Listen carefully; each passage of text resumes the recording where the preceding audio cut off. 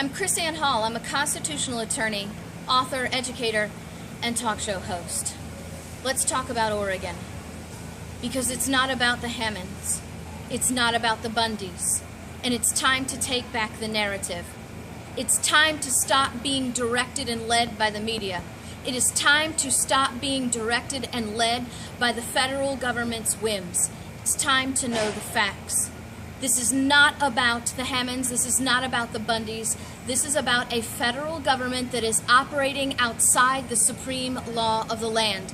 The people are not acting lawlessly. It is the federal government that's acting lawlessly.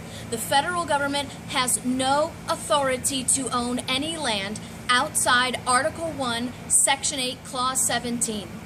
Article 1, Section 8, Clause 17 says that the federal government's only authority to own land is 10 square miles for Washington, D.C., and the amount of land necessary to operate forts and ports at the permission of the states. So if the states don't want the forts and ports anymore, they have the authority to withdraw the permission. The only other section that someone could claim is Article 4, Section 3, Clause 2, that deals with territories and then further expounds on the application of the ownership of land that we talked about in Article 1, Section 8, Clause 17. Let's be very clear about this territories thing. Go read the Constitution.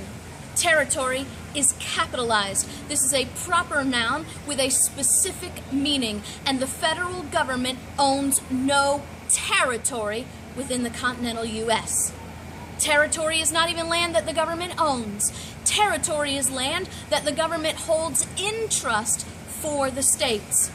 Once a state petitions to become a state and a member of the Union, that is no longer a territory, and the federal government has no authority over it. You see, once a state petitions and becomes a member of the Union as a state, it is an independent, free, and sovereign government.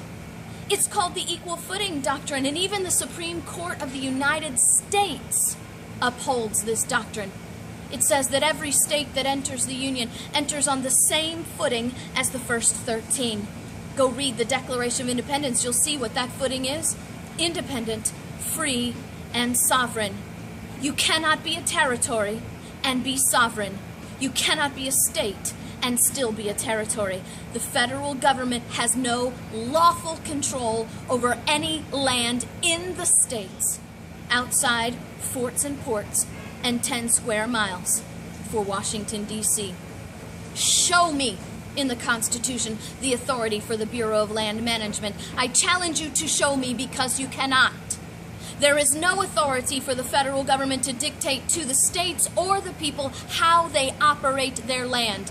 Do not recite to me executive order. There is no phone or pen big enough to alter the Constitution. Do not cite to me congressional act. Congress cannot pass laws to alter the Constitution outside Article 5 amendment process.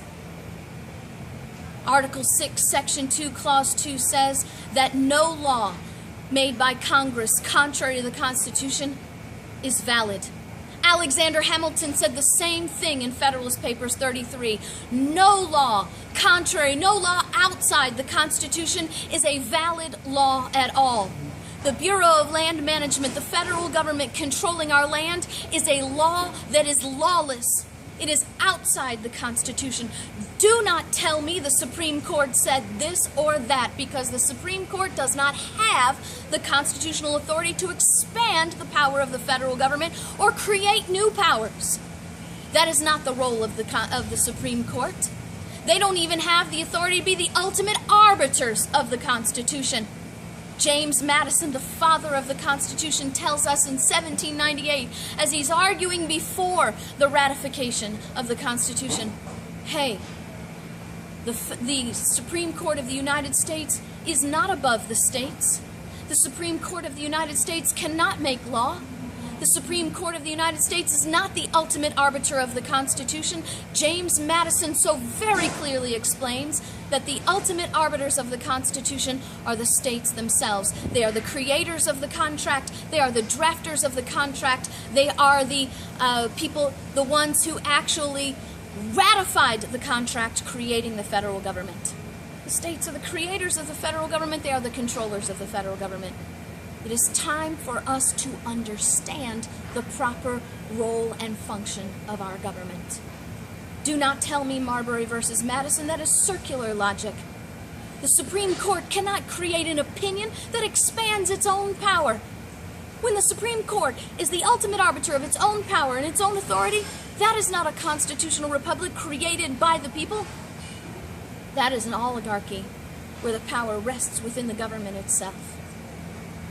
James Madison said, when the government controls the property of the people, that is not a just government. We need to realize that this is a constitutional republic. Government instituted among men, deriving its just power from the consent of the governed. If the federal government is not defined by the Constitution, why do we even have one? If the federal government is not limited in its power by the Constitution, then what is the limit of the federal government's power? If the federal government can dictate to the people and to the states how and when they can use their land, you are not a freeman. Freemen have control over their property. And when government dictates how you operate your property, the only thing missing in servitude are the physical chains. This is not about the Bundys. This is not about the Hammonds. This is about maintaining the integrity of the Constitution. This is about defending the constitutional republic. This is about making a defined and limited federal government that is under the power of the people in the states. So it's up to us to decide. Do we get led by the nose of the media narrative? Do we get controlled by the oligarchical power of the federal government? Or do we declare ourselves freemen? As our Constitution says, government instituted among men, deriving their just power from the consent of the governed. It is time to know the facts. It is time to stand for the truth. It is not about a person. It is not about people. It is about liberty. It is about power of the people, and it is about a limited and defined government. So I ask you today, what do you want?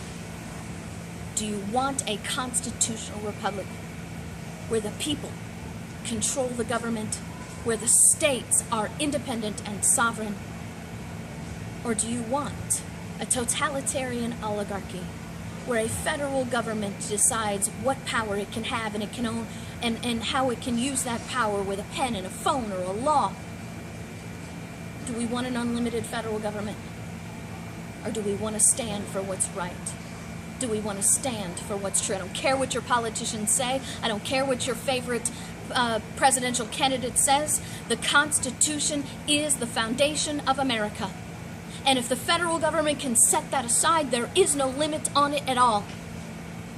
It's time, America. It is time to defend the republic. And it is time to put the federal government back in its limited and defined box. That will only happen when the people know the truth. Time to make that decision.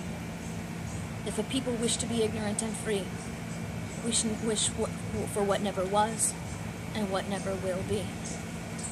Understand, we are the holders of the power. We are the owners of our property. And when a government dictates property, we are nothing. We are nothing but tributary slaves.